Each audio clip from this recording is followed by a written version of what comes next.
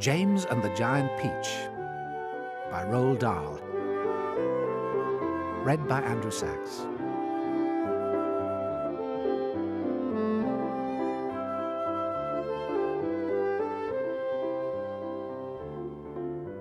Until he was 4 years old, James Henry Trotter had a happy life.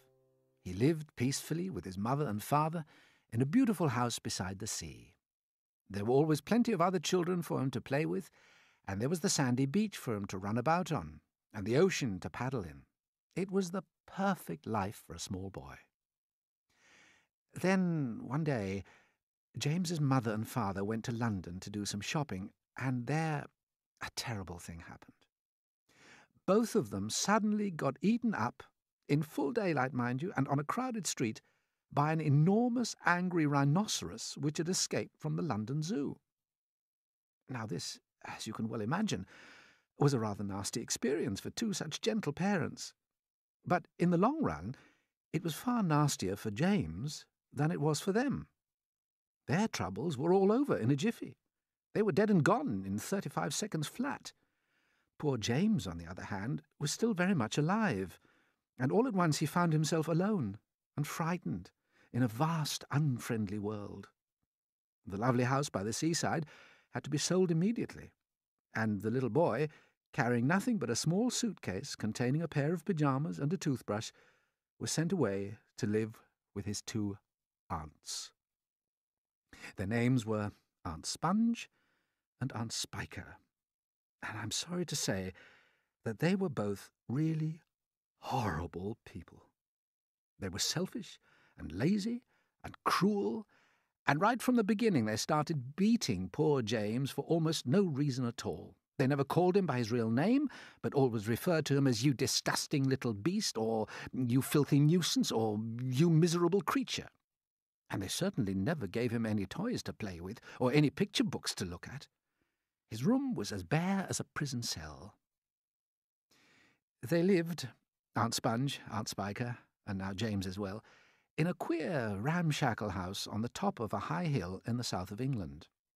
The hill was so high that from almost anywhere in the garden James could look down and see for miles and miles across a marvellous landscape of woods and fields. And on a very clear day, if he looked in the right direction, he could see a tiny grey dot far away on the horizon, which was the house that he used to live in with his beloved mother and father. And just beyond that, he could see the ocean itself, a long thin streak of blackish blue, like a line of ink, beneath the rim of the sky. But James was never allowed to go down off the top of that hill. Neither Aunt Sponge nor Aunt Spiker could ever be bothered to take him out herself, not even for a small walk or a picnic, and he certainly wasn't permitted to go alone. "The nasty little beast will only get into mischief if he goes out to the garden," Aunt Spiker had said, and terrible punishments were promised him, such as being locked up in the cellar with the rats for a week if he even so much as dared to climb over the fence. The garden, which covered the whole of the top of the hill, was large and desolate, and the only tree in the entire place, apart from a clump of dirty old laurel bushes at the far end, was an ancient peach tree that never gave any peaches. There was no swing, no seesaw, no sandpit, and no other children were ever invited to come up the hill to play with poor James. There wasn't so much as a dog or a cat around to keep him company. And as time went on, he became sadder and sadder, and more lonely, and he used to spend hours every day standing at the bottom of the garden, gazing wistfully at the lovely but forbidden world of woods and fields and ocean that was spread out below him like a magic carpet. After James Henry Trotter had been living with his aunts for 3 whole years, there came a morning when something rather peculiar happened to him. And this thing, which, as I say, was only rather peculiar, soon caused a second thing to happen which was very peculiar. And then the very peculiar thing in its own turn, it all started on a blazing hot day in the middle of summer. Aunt Sponge, Aunt Spiker, and James were all out in the garden. James had been put to work, as usual. This time he was chopping wood for the kitchen stove. Aunt Sponge and Aunt Spiker were sitting comfortably in deck chairs nearby, sipping tall glasses of fizzy lemonade and watching him to see that he didn't stop work for one moment. Aunt Sponge was enormously fat and very short. She had small piggy eyes, a sunken mouth, and one of those white, flabby faces that looked exactly as though it had been boiled. She was like a great white, soggy, overboiled cabbage. Aunt Spiker, on the other hand, was lean and tall and bony, and she wore steel-rimmed spectacles that fixed onto the end of her nose with a clip. She had a screeching voice and long, wet, narrow lips, and whenever she got angry or excited, little flecks of spit would come shooting out of her mouth as she talked. And there they sat, these two ghastly hags, sipping their drinks, and every now and again screaming at James to chop faster and faster. They also talked about themselves, each one saying how beautiful she thought she was. Aunt Sponge had a long-handled mirror on her lap, and she kept picking it up and gazing at her own hideous face. "I look and smell," Aunt Sponge declared, "as lovely as a rose. Just feast your eyes upon my face. Observe my shapely nose. Behold my heavenly, silky locks. And if I take off both my socks, you'll see my dainty toes." "But don't forget," Aunt Spiker cried, "how much your tummy shows." Aunt Sponge went red. Aunt Spiker said, "My sweet, you cannot win. Behold my gorgeous curvy shape, my teeth, my charming grin. Oh, beauteous me, how I adore my radiant looks, and please ignore the pimple on my chin." "My dear old trout," Aunt Sponge cried out, "you're only bones and skin.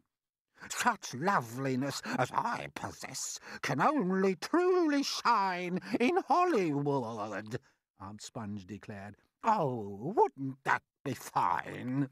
I'd capture all the nation's hearts. They'd give me all the leading parts. The stars would all resign." "I think you'd make," Aunt Spiker said, "a lovely Frankenstein." Poor James was still slaving away at the chopping block. The heat was terrible. He was sweating all over. His arm was aching.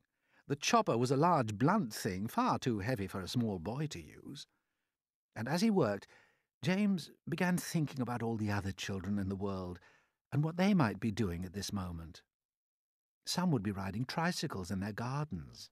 Some would be walking in cool woods and picking bunches of wild flowers. And all the little friends whom he used to know would be down by the seaside, playing in the wet sand and splashing around in the water. Great tears began oozing out of James's eyes and rolling down his cheeks. He stopped working and leaned against the chopping block, overwhelmed by his own unhappiness. "What's the matter with you?" Aunt Spiker screeched, glaring at him over the top of her steel spectacles. James began to cry. "Oh, stop that immediately, and get on with your work, you nasty little beast," Aunt Sponge ordered. "Oh, Auntie Sponge," James cried out, "and Auntie Spiker, couldn't we all, please, just for once, go down to the seaside on the bus? It isn't very far, and I feel so hot and awful and lonely." "Why, you lazy, good-for-nothing brute!" Aunt Spiker shouted. "Bleeding!" cried Aunt Sponge. "I certainly will," Aunt Spiker snapped. She glared at James. James looked back at her with large, frightened eyes. "I shall beat you later on in the day when I don't feel so hot," she said. "And now get out of my sight, you disgusting little worm, and give me some peace." James turned and ran.